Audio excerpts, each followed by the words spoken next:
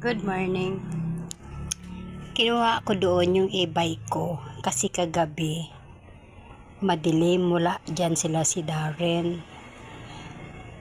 Walang ilaw. Ngayon yung ilaw kasi namin dito hindi abot doon sa dulo. Doon sa may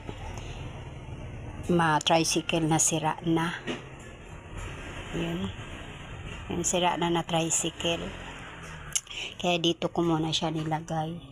Sa gabi ko ilipat ko dito. Ngayon mamaya kasi lalabas ako dito ko muna ilagay. Tuwing gabi ilipat na lang siya dyan kasi my God, 2 beses na siyang kusong tanggalin yung lagayan ko ng cellphone. Hindi lang nila makuha.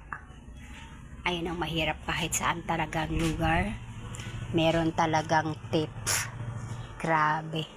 Pero hindi natin masisi dahil sa hirap nga ng buhay ngayon. Pero depende lang po yan kung magsikap tayo at kumilos tayo sa gusto nating gawin.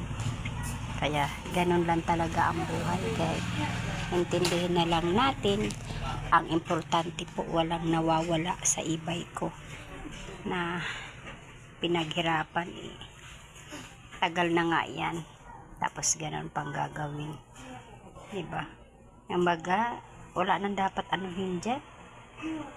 Dami nang inaayos yan sa e-bike ko. Tapos meron pa silang kukunin. So, enjoy. Ganon lang talaga ang buhay. Kaya tayo, ingat tayo. Kahit minsan mag-ingat na, hindi naman natin mabantayan 24 hours yung gamit natin. Kaya, no choice tayo. Kaya ingat. Hanggang dito, i-move natin muna dito for temporary. Tapos sa umaga dito. Yeah.